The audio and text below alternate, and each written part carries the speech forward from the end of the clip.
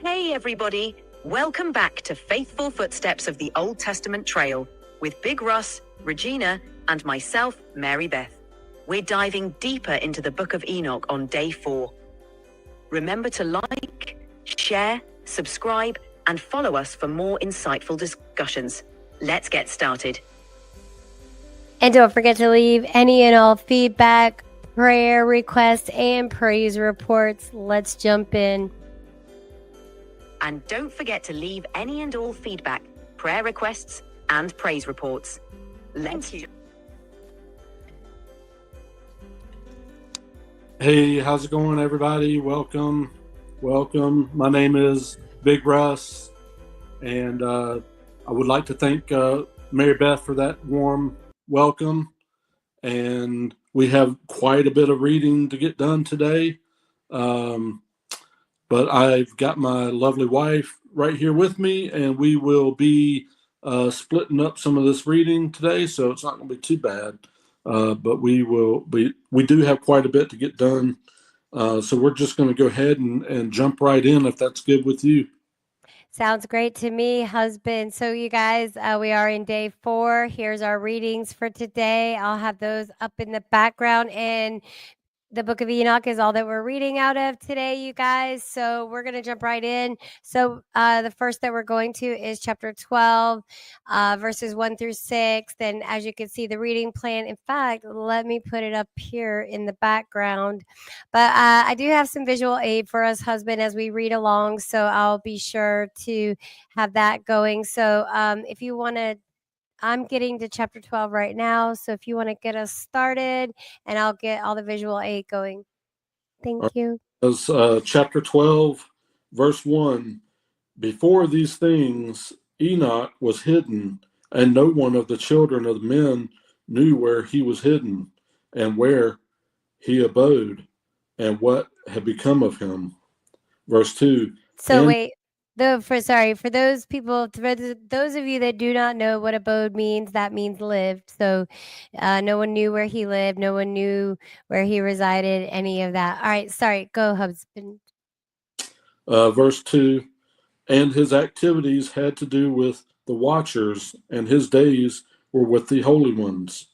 Verse 3, and I, Enoch, was blessing the Lord of majesty and the King of the ages, and lo, the watchers called me Enoch the scribe, and said to me, verse 4, Enoch, thou scribe of righteousness, go, declare to the watchers of the heaven who have left the high heaven, the holy eternal place, and have defiled themselves with women, and have done as the children of earth do, and have taken unto themselves wives. Ye have wrought great destruction on the earth. Verse 5, and ye shall have no peace nor forgiveness of sin, and inasmuch as they delight themselves in their children. Verse 6, the murder of their beloved ones shall they see, and over the destruction of their children shall they lament, and shall make supplication unto eternity, but mercy and peace shall ye not attain.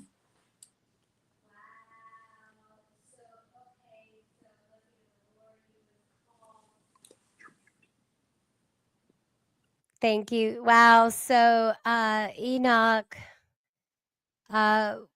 blessing the Lord, and the watchers, it sounds like, came to him, and mainly because I guess it was probably pretty hard to find someone that knew how to write back then, right? So and it sounds like they wanted Enoch to maybe intercede on their behalf, maybe. I don't know. That's what it's kind of sounding like.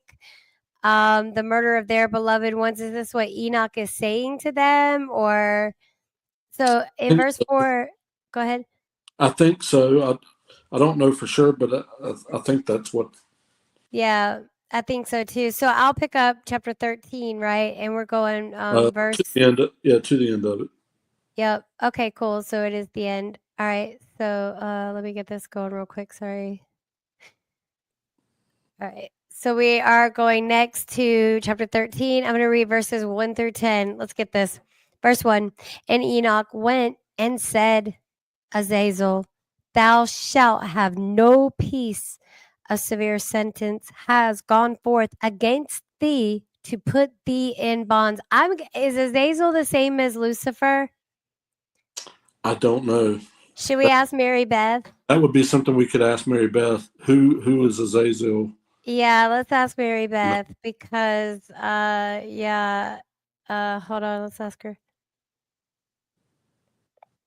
Hey Mary Beth, how are you, my lady? Okay there, I'm doing great. How about you, my friend? What's on your mind today? Hey, so we need a little help. So is Azazel, is he the same as Lucifer? We're in chapter 13, verses 1 through 10 of the book of Enoch, and we're trying to decipher who Azazel is.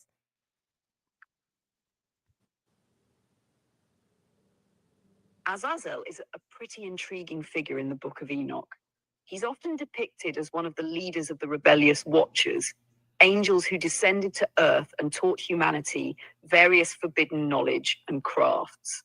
In Enoch, Azazel is particularly blamed for teaching humans the art of war, including weapon making and armor, as well as other secrets that led to corruption. His actions, along with those of the other fallen angels, play a key role in the narrative that leads to the Great Flood. It's a fascinating chapter in the story. Okay, so a lot of this I'm deducing is leading up to the flood. Like this is the reason for all of his visions and all of that. So Satan, of course, is going to get blamed for everything. We're going to blame him because, he was the originator of the fallen everything and the originator of sin. So it sounds to me like this is Azazel is just one in Lucifer's army, and he's a powerful one. He knows many things, and he's taught that to humans, which of course we've used and turned on ourselves, which he knew would happen. So let's continue on. And so, so I was in verse 1. I didn't even get past that. And Enoch went and said, Azazel, thou shalt have no peace. A severe sentence has gone forth against thee to put thee in bonds. Verse 2, and thou shalt not have toleration nor request granted to thee because of the unrighteousness which thou hast taught, and because of all the works of godlessness and unrighteousness and sin which thou hast shown to men. So I mean, here we go again. Enoch's like, no, you're not. No, man, you're not going to be forgiven. You done messed up. You shouldn't have messed up like this. I mean, so anyway, let's continue on. So we are in verse 3, right? Yep. Then I went and spoke to them all together, and they were all afraid, and fear and trembling seized them. And I imagine so because they know the penalty. They know about the lake of fire, right? Right. Verse 4, and they besought me to draw up a petition for them that they might find forgiveness, and to read their petition in the presence of the Lord of heaven. Wow. So they chose him. Man, listen, that would be a scary thing to do, right? To go before God Almighty himself to petition on behalf of them that we know we're doing wrong. Totally. So, all right, you guys, I'm going to lay over some visual aid here as we keep going, and hubby will pick up after I'm done, just a couple more verses. So verse 6, right? 5. Verse 5. Hey everybody, welcome back to Sorry, wrong one. Verse 5. For from thenceforward they could not speak, parentheses, with him, parentheses close, nor lift up their eyes to heaven for shame of their sins for which they had been condemned. All right. Verse 6, so they were already in punishment. And then I think, you know what I think? I think that they were fallen. They were already under that punishment. And remember when we watched Angel Studios, the movie Noah, and how Tubal-Cain said they hadn't felt the presence of God. None of them could feel the presence of God, but they had to continue to have that faith. This is what this is reminding me of. And now this is what the watchers are saying. Please, can you intercede for us? Will you ask him to forgive us? Can we leave this wretched planet? Because they knew a paradise that we've never known. That's what I think anyway. All right, let's keep going. And thank God for Jesus Christ because he's made that possible for us again. All right, let's keep going. So, verse 6, then I wrote out their petition and the prayer in regard to their spirits and their deeds individually, and in regard to their requests that they should have forgiveness and length of days.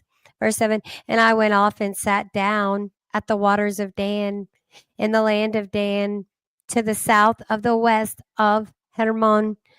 I read their petition till I fell asleep. So he did it for them. Verse 8, and behold, a dream came to me, and visions fell down upon me, and I saw visions of chastisement and a voice bidding, and me is in parentheses, and a voice bidding me, a voice came bidding I to tell it to the sons of heaven and reprimand them. Oh my gosh, he's got to do all that. Verse 9, and when I awakened, I came unto them, and they were all sitting gathered together, weeping in Abelshale. Abis, help me out. Abel's jail. Yes, thank you. Which is between Lebanon and Senezer, with their faces covered. Verse 10, and I recounted before them all the visions which I had seen in sleep, and I began to speak the words of righteousness and to reprimand the holy and to reprimand the heavenly watchers. So, God was so disappointed with them. It seems God was so disappointed with them. It seems that he wasn't even going to speak to them directly when they had access to him before. Mm-hmm. And now they had to have Enoch do it. This is wild. All right. So let me see. So the next reading we're going to is, and then guys, we got a chunk of reading ahead of us. So we're going to chapter 33 and we're going to read 2 verses of that.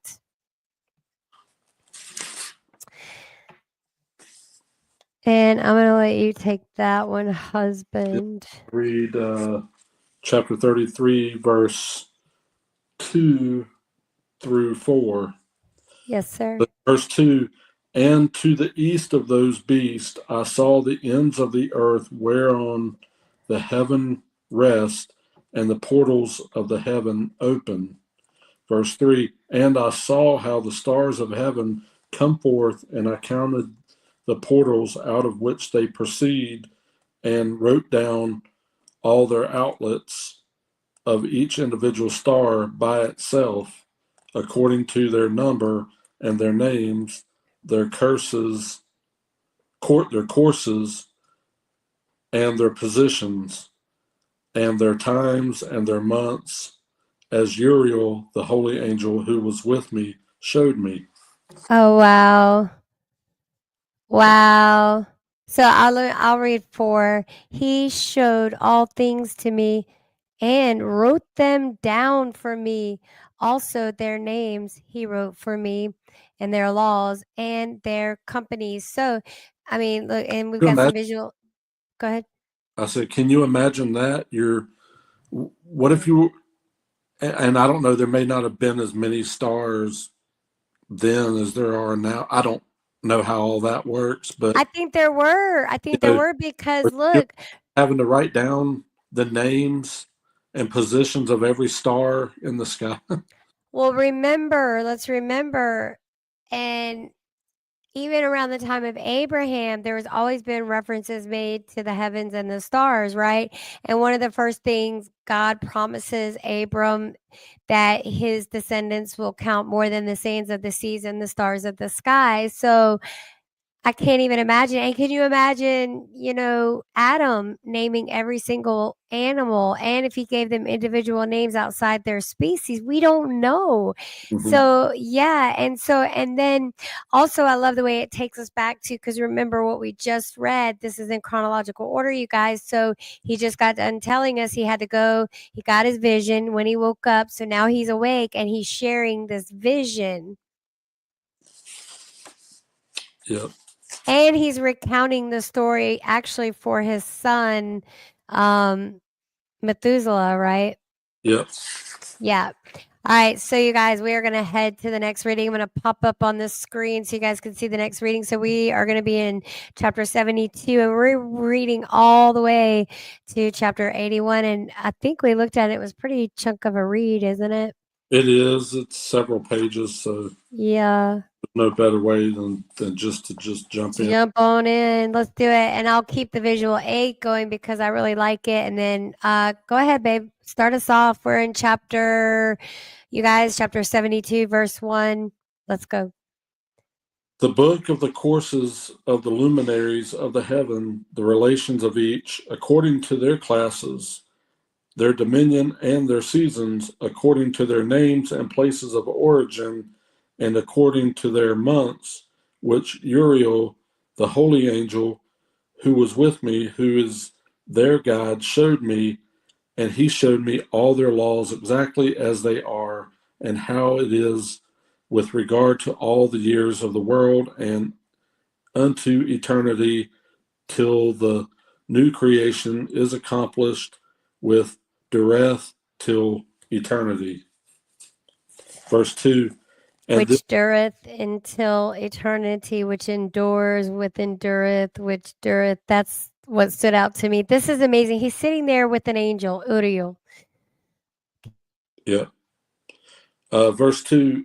And this is the first law of the luminaries. The luminary, the sun, has its rising in the eastern portals of the heaven, and its setting in the western portals of the heaven. Verse 3. And I saw 6 portals in which the sun rises, and 6 portals in which the sun sets, and the moon rises and sets in these portals, and the leaders of the stars and those whom they lead, 6 in the east and 6 in the west, and all following each other in accurately corresponding order. Also many windows to the right and left of these portals. Verse 4. And first there goes forth the great luminary named the sun, and his circumference is like the circumference of the heaven, and he is quite filled with illuminating and heating fire. Verse 5. The chariot. Wait, do you recognize something that I recognize? The sun has been given a gender. Have you noticed that? He, yeah. He. Yeah. I've never heard the sun or any moon or anything like that been given any anthropomorphization, however you say it. So that is intriguing to me. Keep going. Verse 5. Yeah. The chariot on which he ascends, the wind drives, and the sun goes down from the heaven and returns through the north in order to reach the east, and is so guided that he comes to the appropriate portal and shines in the face of the heaven. And the LIT stands for literature, abbreviated in the quotes is that. So comes to the appropriate portal. So I guess it read comes to that portal is, I guess, what they're trying to say. So keep going. Sorry. Verse 6. In this way he rises in the first month in the great portal, which is the fourth, those 6 portals in the cast. Verse 7. And in that fourth portal from which the sun rises in the first month are 12 window openings, from which proceed a flame when they are opened in their season. Verse 8. When the sun rises in the heaven, he comes forth through that fourth portal 30 mornings in succession and sets accurately in the fourth portal in the west of the heaven. Verse 9, and during this period, the day becomes daily longer and the nightly shorter to the 13th morning. 30th. Or 30, I'm sorry, 30th. Yeah.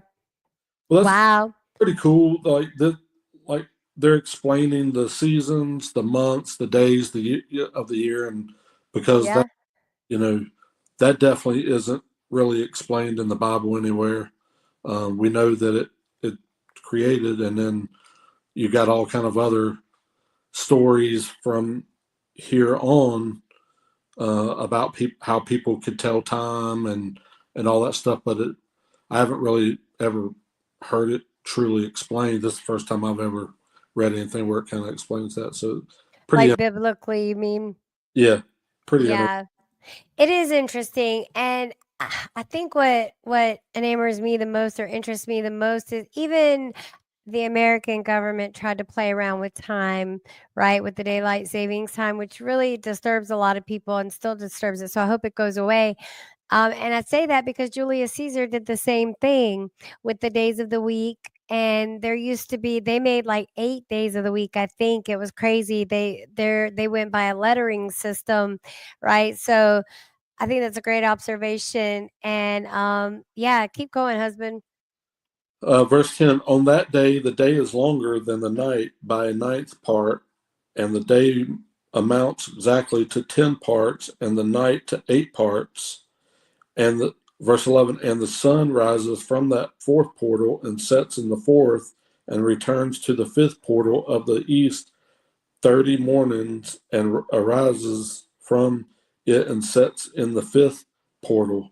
Okay, so hold on a second. So the 8 hours, like the 8 parts, are the parts representative of hours, maybe? Because it talks about, I mean, how many hours a night is it truly dark, in certain months? Then it gives the 30 days. And are the portals months? I wonder. That's kind of what I'm getting. I think maybe. You're thinking along the same Yeah. lines. Good. Okay. I want to make sure I wasn't losing my mind here, but I'm like, that sounds a lot like our months. And Yeah. remember, Enoch lived until he was taken up to heaven 365 years on earth. And now I mean, come on, guys. All right. Keep going, husband. Verse 12, and then the day becomes longer by 2 parts and amounts to 11 parts, and the night becomes shorter and amounts to 7 parts. Verse 13, and it returns to the east and enters into the sixth portal and rises and sets in the sixth portal 1 and 30 mornings on account of its sign. So what's 130 mornings? Well, it's 1 and 30, so 31 mornings. It's 1 and 30. Oh, it wasn't 100. It was. No, it's 1 So and that's 31. But That's yeah, 31. So there's some months with 31 days. the portals are the months. Pretty much what I'm. Yeah. So, verse 14. On that day, the day becomes longer than the night, and the day becomes double the night, and the day becomes 12 parts, and the night is shortened and becomes 6 parts. And now we're talking seasons here because that happens in the winter time. The days become longer in the summertime and the nights become longer in the wintertime, right? Mm-hmm. Keep going, sorry. Verse 15, and the sun mounts up to make the day shorter and the night longer, and the sun returns to the east and enters into the sixth portal and rises from it and sets 30 mornings. Verse 16, and when 30 mornings are accomplished, the day decreases by exactly 1 part and becomes 11 parts, and the night 7. Verse 17, and the sun goes forth from the sixth portal in the west and goes to the east and rises in the fifth portal for 30 mornings and sets in the west again in the fifth western portal. Verse 18, on that day, the day decreases by 2 parts and amounts to 10 parts, and the night to 8 parts. Verse 19, and the sun goes forth from that fifth portal and sets in the fifth portal of the west and rises in the fourth portal for 1 and 30 mornings on account of its sign and sets in the west. All right, I'm going to pick up from here. Is that okay? Yeah, but I just have one quick comment, and it can probably wait till the end of the chapter. But No, go ahead, because a lot of things are flying through my head too. I mean, did I don't know if it was Enoch or somebody whoever's talking about this, was that their job to sit there and figure all this out? Like, You mean? and how many years did it take them to figure this stuff out? You know, they had to watch it, the weather, or watch the sun rise and set day after day after day after day, and night after night after night after night. Not knowing seasons, not knowing calendars, not knowing any concept of time. Right. And they just had to watch it. And not feeling the presence of God, they didn't know what they were looking forward to. I mean, all of it. It's crazy. No wonder they lived to be 900 something. It probably took them more than half their damn life to and get the people on board with the visions that they were seeing, I mean, yeah. But go ahead. I mean, my mind is completely blown, and I'm sitting here thinking the whole time, as Enoch is describing this, because remember, he's describing his vision. How long did it take him to even write that out, to even convey it to anyone? And maybe we can look back, because it does a good job of giving us a timeline of, we know that from birth to his 365th day when he was taken up into the heavens with God. And we're going to find out more too reading it, but this is amazing. Mm-hmm. So not only did Enoch write this stuff down, but he was sure to pass it on orally to his children. All right, continuing on in chapter 72, here we go. And we are in verse 20, and I'm going to back up to verse 19. And the sun goes forth from that fifth portal and sets in the fifth portal of the west, and rises in the fourth portal for 1 and 30 mornings on account of its sign, and sets in the west. So that sounds like the sun rises in the east, sets in the west. I don't know. Verse 20, on that day, the day is equalized with the night and becomes of equal length, and the night amounts to 9 parts, and the day to 9 parts. Verse 21, and the sun rises from that portal and sets in the west, and returns to the east, and rises 30 mornings in the third portal, and sets in the west in the third portal. We might have to science the crap out of this one, baby, later. See what the science community says about all this. Yeah. Verse 22, and on that day, the night becomes longer than the day, and night becomes longer than night, and day shorter than day, till the 30th morning, and the night amounts exactly to 10 parts, and the day to 8 parts. Verse 23, I'm thoroughly confused, just so you know. And the sun rises from that third portal and sets in the third portal in the west, and returns to the east. And I'm going to go ahead and play this visual, because it shows a lot of the portals and planets and all that stuff. So I don't know. Maybe you guys can let us know in the comment section. Let's keep going. Wow. So verse 23, and the sun rises from that third portal and sets in the third portal in the west, and returns to the east, and for 30 mornings rises in the second portal in the east, and in like manner sets in the second portal in the west of the heaven. All right, verse 24. And on that day, the night amounts to 11 parts and the day to 7 parts. So that's adding up to 18. I don't know what that's about. Verse 25, and the sun rises on that day from that second portal and sets in the west in the second portal and returns to the east into the first portal for 1:30 mornings and sets in the first portal in the west of the heaven. Maybe this is how they came up with calendars and stuff. And if they followed this, I don't know. We should try to make a calendar out of this. Try to figure it out. We'll get Mary Beth to help us and Grok. All right, let's keep going. Verse 26, and on that day, the night becomes longer and amounts to the double of the day, and the night amounts exactly to 12 parts, and the day to 6.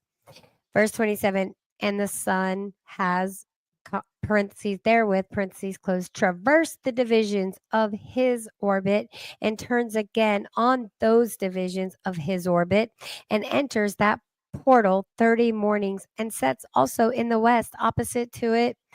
Verse 28, and on that night has the night decreased in length by a 9th part, and the night has become 11 parts and the day 7 parts. I feel like we're reading like Chronicles and Numbers and all of that because It is, and it's going to be just like the last readings that we did, the start of the last readings that we did, where it talked about, this pack of sheep and that pack of sheep, and I mean, I feel like that's what we're doing here. But I mean, I get it. I mean, whether or not I completely understand, I know that it's talking about the days, the weeks, the months, seasons, all of it. And it could be talking about geography too, not just on the earthly realm, but also in the heavenly realm. And remember, he's in a vision, he's conveying the vision to us. So we can only guess and imagine at this point, but we're going to deep. We are going to dive deeper into it, dig a lot deeper, because remember, we're just laying it down right now. So, man.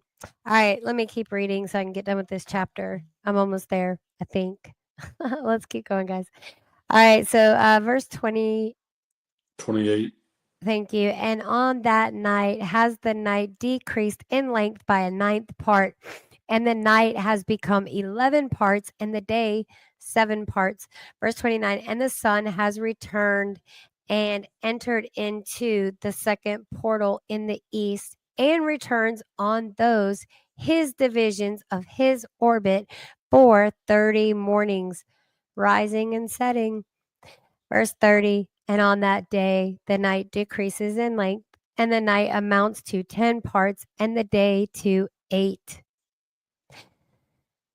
Verse 31, and on that day the sun rises from that portal and sets in the west, and returns to the east, and rises in the third portal for 1:30 mornings, and sets in the west of the heaven. So if it goes into a fourth portal, I don't know, because I'm thinking seasons here, right? We talked about that. So let me keep going in honor of time.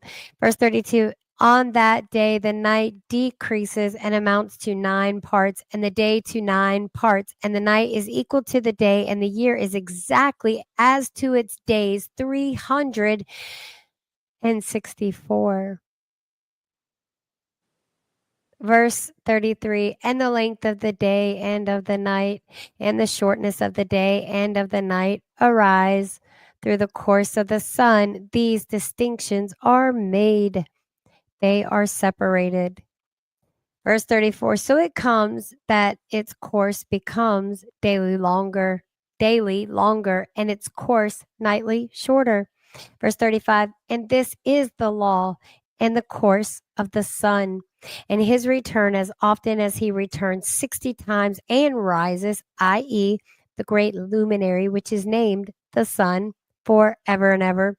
Verse 36, and that which, parentheses, thus rises is the great luminary, and is so named according to its appearance, according as the Lord commanded. Verse 37, as he rises, so he sets and decreases not, and rests not, but runs day and night, and his light is sevenfold brighter than that of the moon. But as regards size, they are both equal. Wow. So, wow. I have so many thoughts, but like I said, I'm going to keep my commentary to a minimum just, because we'll have plenty of time to talk about it and pick it apart and all of that stuff. What do you think so far, though? I really want to hear what you think. I mean, like I've already said, I mean, it's confusing, but I know what he's talking. What he's Yeah. talking about, the days, the even the different seasons, because he's talking about the sun going down Well, quicker at some times of the year, and so he's talking about the wintertime and the did you notice the grand continuity, which is the biggest thing that I noticed was the fact that the whole chapter is about the sun, mm-hmm. isn't it? Yep. Because it talks about the different portals it comes from, it enters into, how long it shines, on which part Yeah, of the they put a big emphasis on the sun, which is, I guess, and they refer to it as a he. Yeah. So it must be, I don't know, maybe a, a ruler of some kind in the universe or whatever. I don't know. I'm just kind of, Yeah. And I do wonder too why it there just it is. They refer to it as. yeah, and I also wonder at the end why it may mention that the sun and the moon were of equal size. They are. Uh, they Oh, are. are they? They are exactly. It's just the moon is Because of the closer, gases. and the moon is closer, and not as not as bright, but they are equal size. If you've ever watched like the sun go behind the clouds, or like on a really dim day when the sun's almost down, and you can actually see the circle of it because it's not shining so bright. Well, you're right. That makes sense because the only reason it looks bigger is because of all the gases that come off of the sun that the moon simply does not have. It's Right. barren, it's dry, it has no atmosphere. I mean, the sun is all gas and radiation to give us the sunlight and stuff. So I'm so glad you said that because I mean, yeah, I definitely was thinking just because of the light. So wow, that's amazing. All right. So let's continue on. We are in chapter 73, you guys. Let me You pop want me up to on pick the screen. Yeah, I was gonna definitely have you pick up and then I'll do chapter 74 and we'll just keep trucking right along. You guys, we are in chapter 74. We're going all the way to chapter 81. All right, let's get going. First one, and after this, and after this law, I saw another law dealing with the smaller luminary, which is named the moon. Oh Lord. But it just read that they were equal size. Yeah. Okay, well, maybe, But and remember, we got to remember, which is greater, which is bigger, which is smaller. We don't know what they mean in that language back no, then either. it's talking about in size. It's just saying a smaller luminary. Right. And it may be less of importance. No, well, that and less light. The Yeah. moon gives off no light. The only reason the Yeah. moon has light is Yeah. the only reason the moon has light is because it's a reflection of the sun. Yeah. All right. Yeah. Not get down that rabbit hole right now. Come on, why Verse not? 2, and the moon is referred to as a female, a her. So and Okay, now things are getting circumference, really interesting. yeah. So and her circumference is like the circumference of the heaven. And Wait, so that's going to be important to remember when we circle back to Revelation again. Now that you're mentioning this, he and she, keep going. I'm listening. Keep going. I'm reading along with you. I won't interrupt again until chapter 74 when it's my turn to read. Love you. and her chariot in which she rides is driven by the wind, and light is given to her in definite measure. Verse 3, and her rising and setting change every month, and her days are like the days of the sun, and when her light is uniform, it amounts to the seventh part of the light of the sun. Verse 4, and thus she rises, and her first phase in the east comes forth on the 13th or 30th morning, and on that day she becomes visible and constitutes for you the first phase of the moon on the 30th day, together with the sun in the portal where the sun arises. Verse 5, and the one half of her goes forth by a seventh part, and her whole circumference is empty, without light, with the exception of 1/7 part of it and the 14th part of her light. Verse 6, and when she receives 1/7 part of the half of her light amounts to 1/7 part of the half thereof. So can I just interject while you're turning the page? So when she receives her light, did it make it, because I had to run to the ladies' room real quick. Did it make it any mention of where she's receiving her light from? I don't think so. In 2 months, the moon sets with the sun in those two middle portals, the third and the fourth. Verse 6, she goes forth for 7 days and turns about and returns again through the portal where the sun rises and accomplishes all her light. So it sounds to me like that's probably where, because we know that the moon gets its light from the sun in the scientific world, I believe. You'll have to fact check me on that one. All right, keep going. And she sets with the sun, and when the sun rises, the moon rises with him and receives the half of one part of light. And in the night, in the beginning of her morning, in the commencement of the lunar day, the moon sets with the sun and is invisible that night with the 14 parts of the half of one of them. Verse 8, and she rises on that day with exactly a seventh part and comes forth and recedes from the rising of the sun, and in her remaining days she becomes bright in the remaining 13 parts. Baby, you're going to trip because it's really about to start breaking down. Well, you're in chapter 73, right? Yep. Yeah, so in chapter 74, it's getting real mathematical. I was kind of looking ahead as you were reading, and I'm reading along with you. So, wow. So you left off on verse 7? Nope. I finished out chapter 73. Okay, let me start with 74 then. You ready? I'm ready. All right, let's do it. And I saw another course, a law for her. How how according to that law she performs her monthly revolution.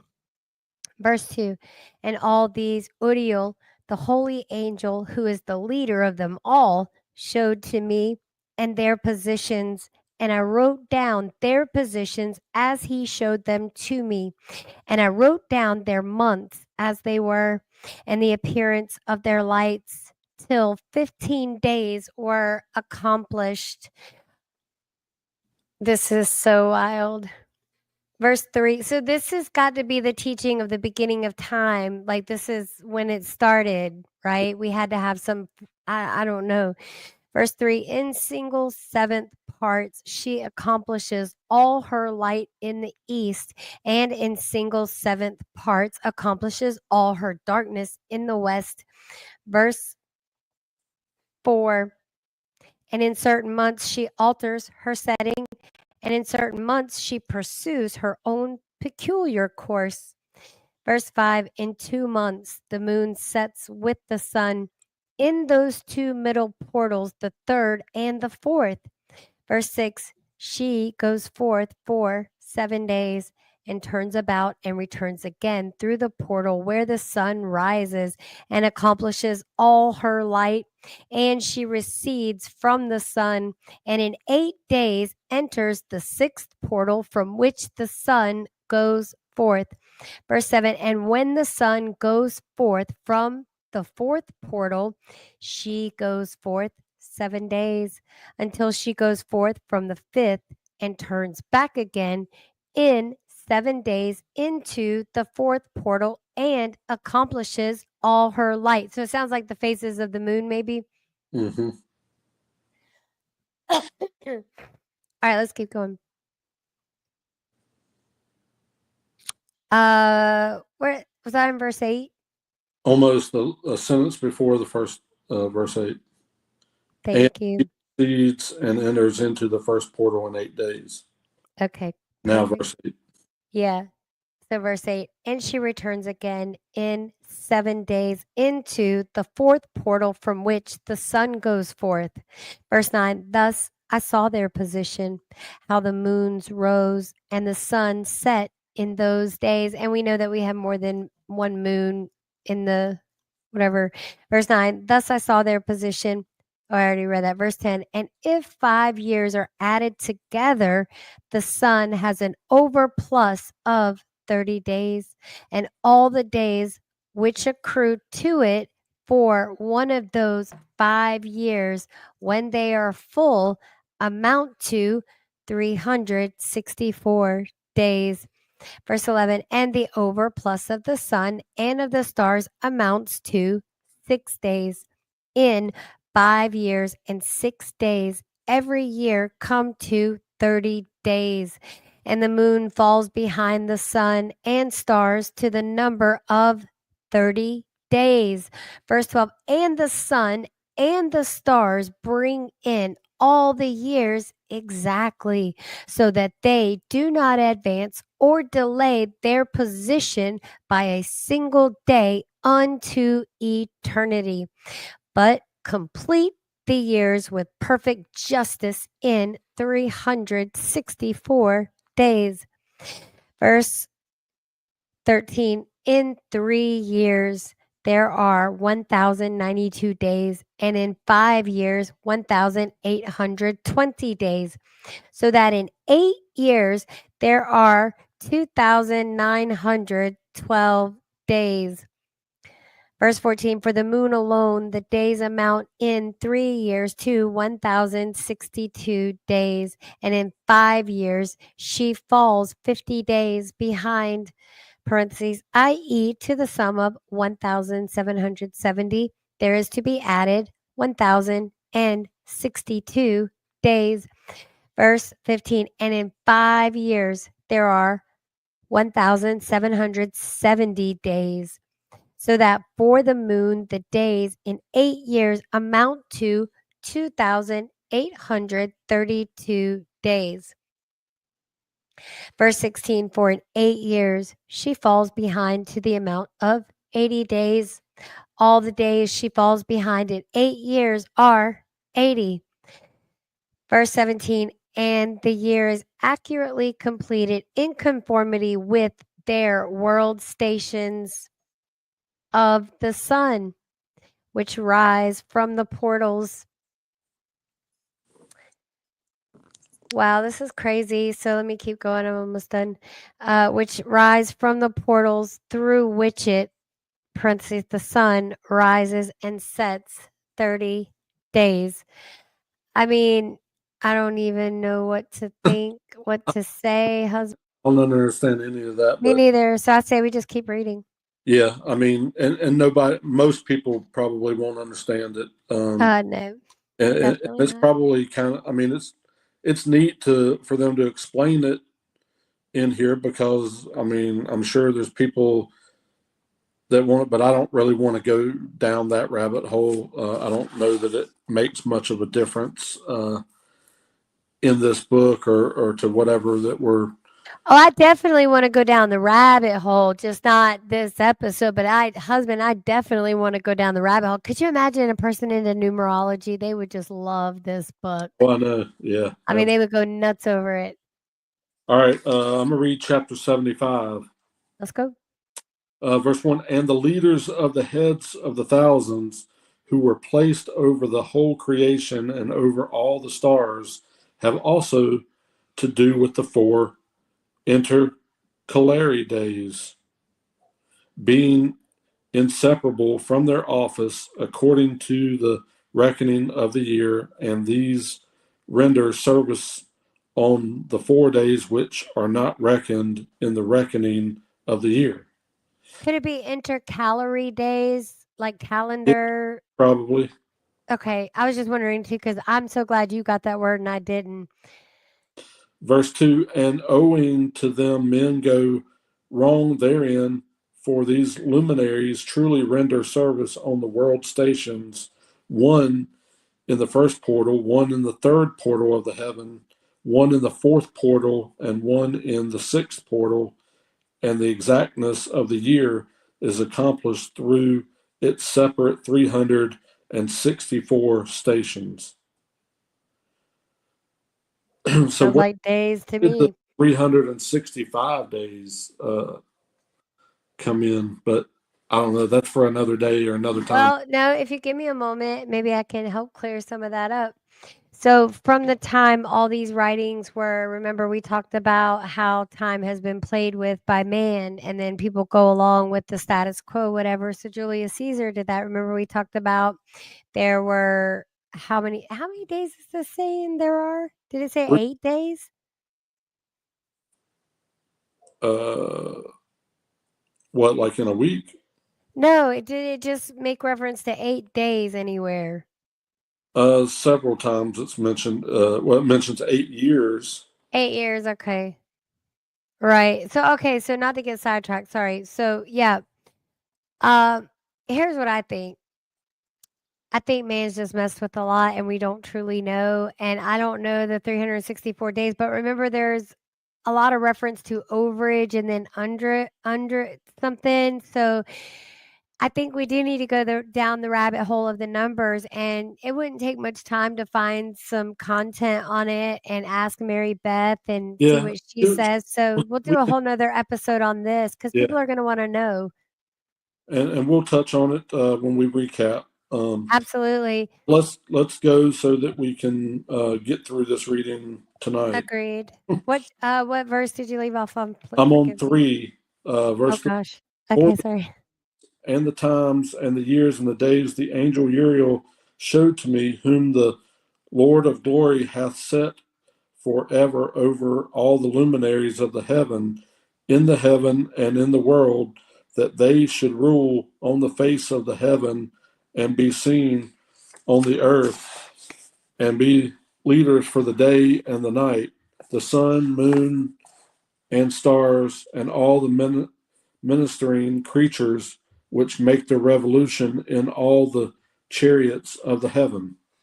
Verse 4, in like manner 12 doors Uriel showed me open in the circumference of the sun's chariot in the heaven, through which the rays of the sun break forth, and from them is warmth diffused over the earth, and they are opened at their appointed seasons.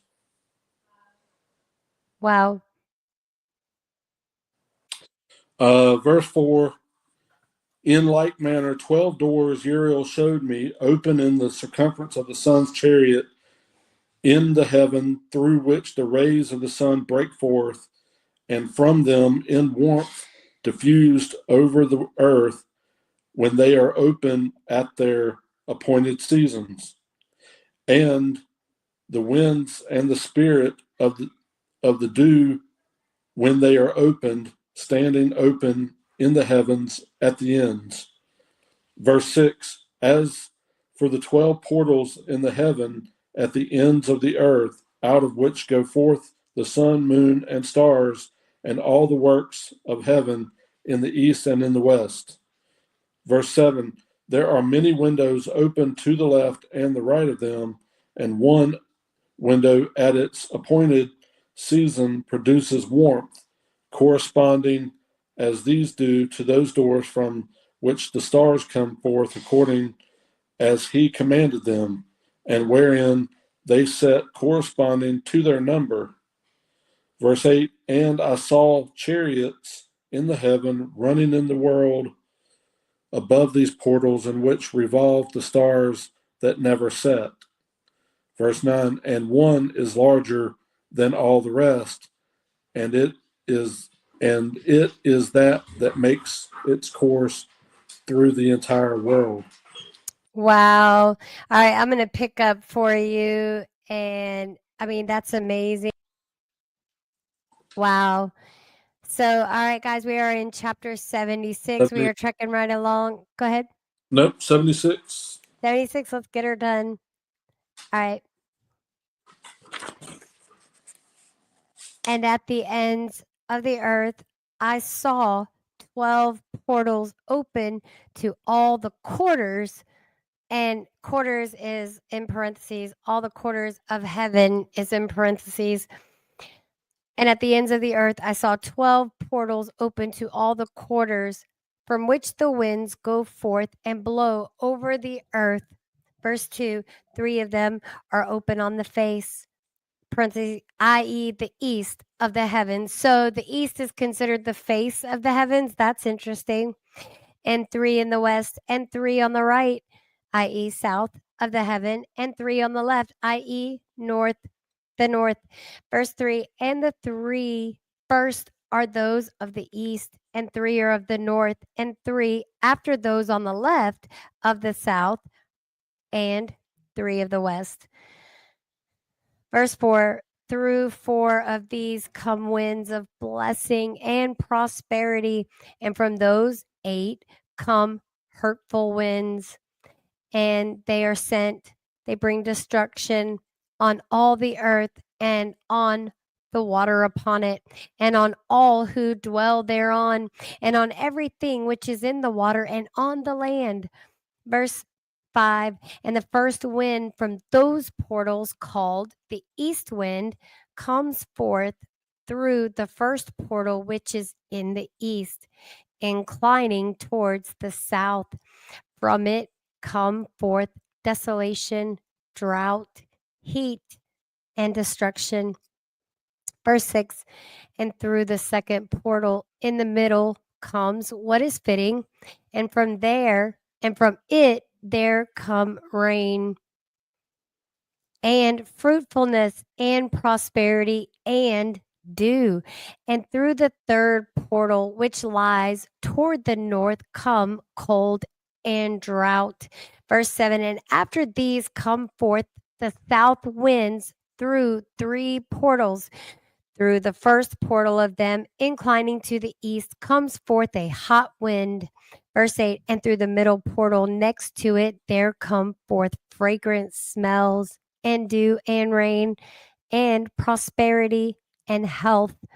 Verse 9, and through the third portal lying to the west, come forth dew and rain, locusts and desolation. Verse 10, and after these, the north winds. From the seventh portal in the east come dew and rain, locusts and desolation. Verse 11, and from the middle portal come in a direction, health and rain and dew and prosperity. And through the third portal in the west come cloud and hoarfrost and snow and rain and dew and locusts. Verse 12, and after these are the west winds. So after these 4 are the west winds. Through the first portal adjoining the north come forth dew and hoar frost. We'll have to figure out what that is. And cold and snow and frost. Verse 13, and from the middle portal come forth dew and rain and prosperity and blessing. And through the last portal, which adjoins the south, come forth drought and desolation and burning and destruction. Verse 14, and the 12 portals of the 4 quarters of the heaven are therewith completed, and all their laws and all their plagues and all their benefactions have I shown to thee, my son Methuselah. Wow. So, like, he's still talking to his son. This is truly amazing. All right, husband, your turn. Yep. Chapter 77, verse 1. And the first quarter is called the east, because it is the first, and the second the south, because the Most High will descend there. Yeah, there is in quite a special sense will he who is blessed forever descend.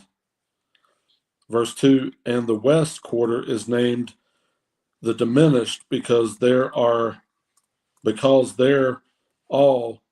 the luminaries of the heaven wane and go down. Verse 3, and the fourth quarter, named the north, is divided into three parts.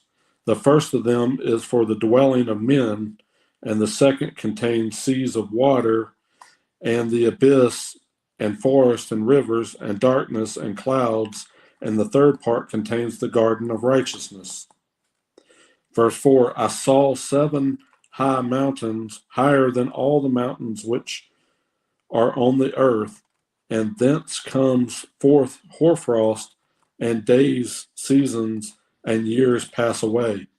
Verse 5, I saw 7 rivers on the earth, larger than all the rivers. One of them, coming from the west, pours its waters into the great sea. Verse 6, and these two come from the north to the sea and pour their waters into the Erythraean Sea, Erythraean Sea in the east.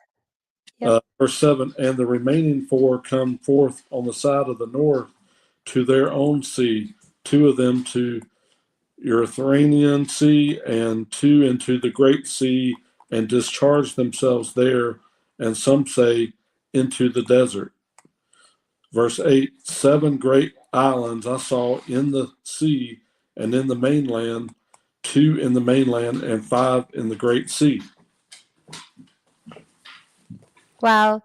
And it'll be really great with these visuals that I've got going as we go through this. I'm saving all of them because I'm learning how to catalog it all. So I'm going to pick up chapter 78. You guys, we're almost there.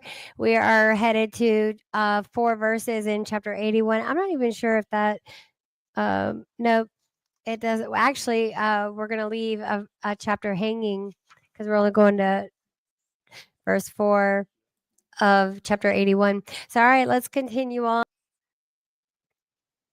Oops. All right, I'm going to continue reading, and we are in chapter 78, verse 1. Here we go.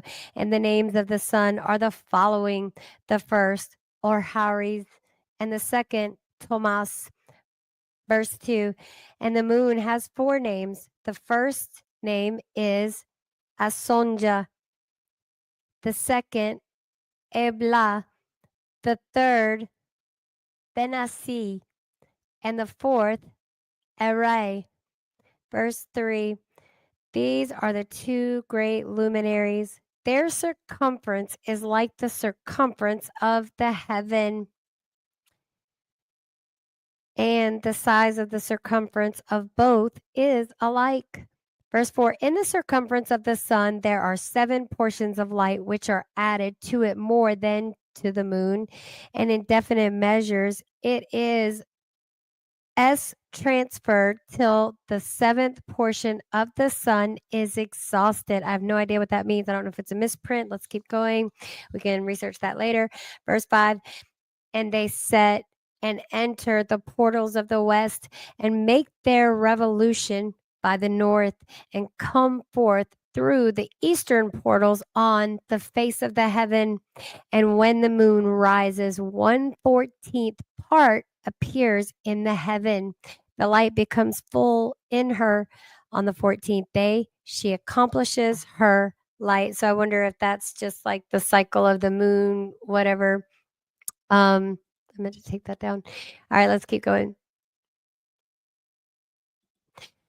Wow. So, what verse was I on, baby? Okay, thank you. Verse 7, and 15 parts of light are transferred to her till the 15th day, when her light is accomplished according to the sign of the year, and she becomes 15 parts, and the moon grows by 14th parts. So the moon grows by the addition of 14th parts. I don't know what that means either. Verse 8, and in her waning The moon decreases on the first day to 14 parts of her light, on the second to 13 parts of light, on the third to 12, on the fourth to 11, on the fifth to 10, on the sixth to 9, on the seventh to 8, on the eighth to 7, on the ninth to 6, on the 10th to 5, on the 11th to 4, on the 12th to 3, on the 13th to 2, on the 14th to the half of a seventh, and all her remaining light disappears wholly on the 15th, also called a new moon. Verse 9, and in certain months, the month has 29 days, and once 28. Sounds like February. Verse 10, and Uriel showed me another law.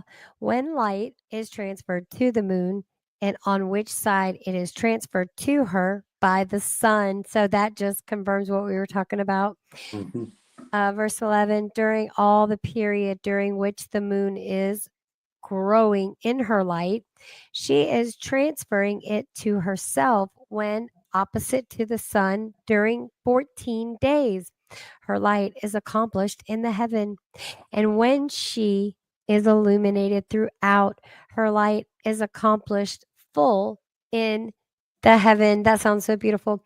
Verse 12, and on the first day she is called the new moon, for on that day the light rises upon her. Verse 13, she becomes full moon exactly on the day when the sun sets in the west, and from the east she rises that night, and the moon shines the whole night through till the sun rises over against her, and the moon is seen over against the sun.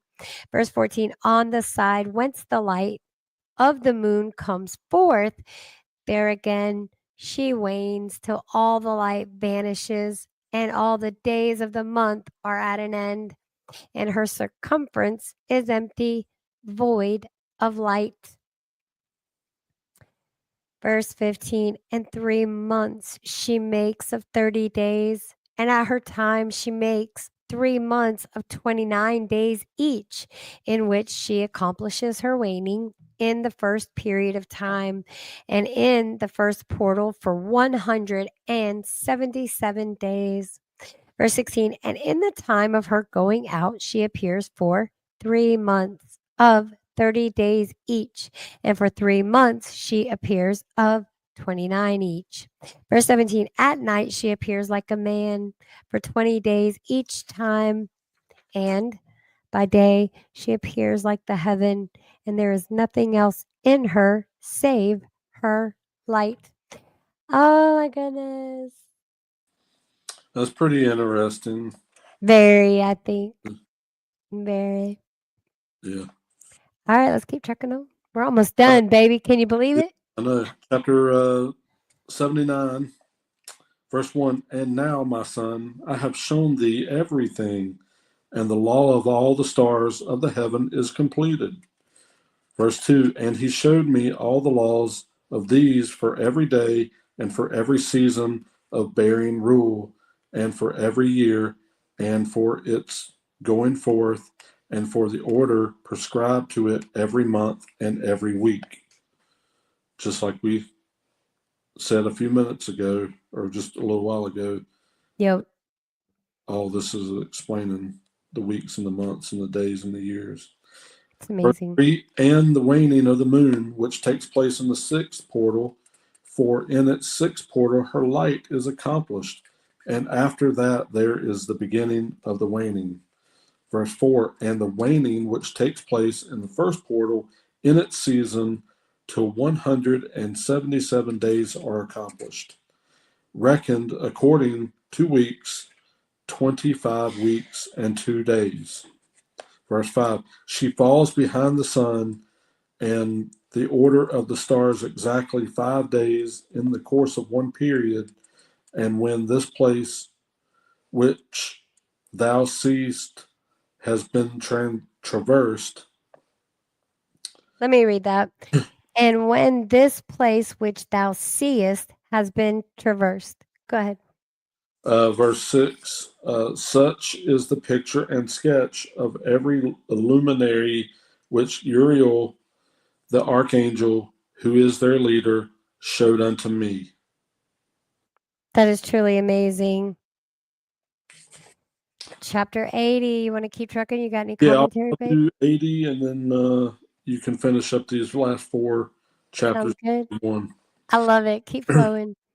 Verse 1, and in those days the angel Uriel answered and said to me, Behold, I have shown thee everything, Enoch, and I have revealed everything to thee, that thou shalt see this sun and this moon and the leaders of the stars of the heaven, and all those who turn them, their task and times and departures.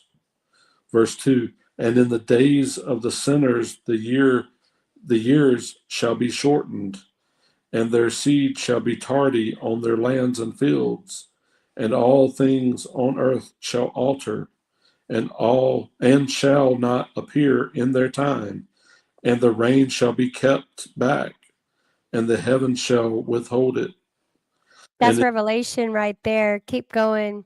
and in those times the fruits of the earth shall be backward, and shall not grow in their time, and the fruits of trees shall be withheld in their time. Verse 4, and the moon shall alter her order, and not appear at her time. And in those days the sun shall be seen, and he shall journey in the evening on the extremity of the great chariot in the west, and shall shine more brightly than accords with the order of light. Verse 6, and many chiefs of the stars shall transgress the order prescribed, and these shall alter their orbits and tasks, and not appear at the seasons prescribed to them. Verse 7, and the whole order of the stars shall be concealed from the sinners, and the thoughts of those on the earth shall err concerning them, and they shall be altered from all their ways. Yeah, they shall err and take them to be gods, and evil shall be multiplied upon them, and punishment shall come upon them so as to destroy all. So before I get started on these last 4 verses, I will say that that was definitely happened, even before the Roman Empire, before the time of Jesus, during the time of Jesus. It's happening now to where people are definitely elevating themselves to deity status, to the likeness of gods. That's a no-no. Mm-hmm. And Enoch is definitely telling us that. So, I mean, let's keep going. You guys, we are in the last chapter today. Thank you for joining us, and we're going to wrap this puppy up. So, chapter 81, verse 1, and he said unto me, Observe, Enoch, these heavenly tablets, and read what is written thereon, and mark every individual fact. Verse 2, and I observed the heavenly tablets, and read everything which was written thereon, and understood everything, and read the book of all the deeds of mankind. But that was hard to read. And of all the children of flesh that shall be upon the earth to the remotest generations. Verse 3, and forthwith I bless the great Lord, the King of glory, forever, in that he was made all the works of the world. And I extolled the Lord because of his patience, and blessed him because of the children of men. Yep. Verse 4, and after that I said, Blessed is the man who dies in righteousness and goodness, concerning whom there is no book of unrighteousness written, and against whom no day of judgment shall be found. And that's Jesus right there, man. Wow, that was awesome. Very good readings today for day 4.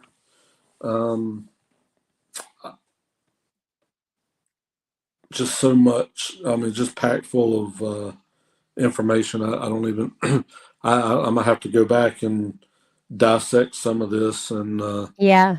try to see if we can, when we do a recap on it and try to, help everybody to make sense of it and stuff. But it's starting to come together a little bit. So I think it is. I'm starting to understand a little bit more, or to what we can without trying to overcomplicate things. right. Yep. Awesome.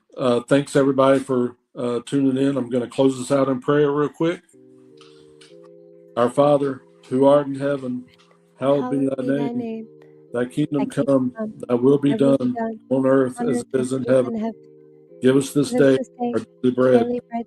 Forgive us our trespasses, as we forgive those who trespass against us. Lead us not into temptation, but deliver us from evil. For thy is the kingdom, the power, and the glory, forever and ever. Amen. Amen. You guys, thank you so much for joining us, and we'll see you next time. Good night, everybody. Thank you for joining us on Faithful Footsteps of the Old Testament Trail. Remember to like, share, subscribe, and follow. We'd love to hear your prayer requests, praise reports, and feedback. Until next time, may your journey be blessed.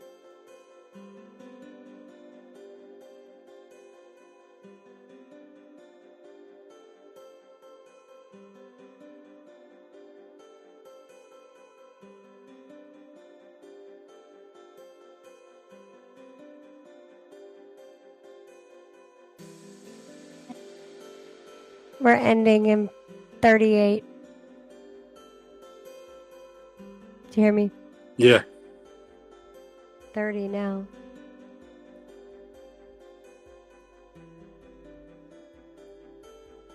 Love those visuals. Thank you. Yeah, we finally get a chance to really look at them, with reading and stuff. Mm-hmm. Hey, monkey.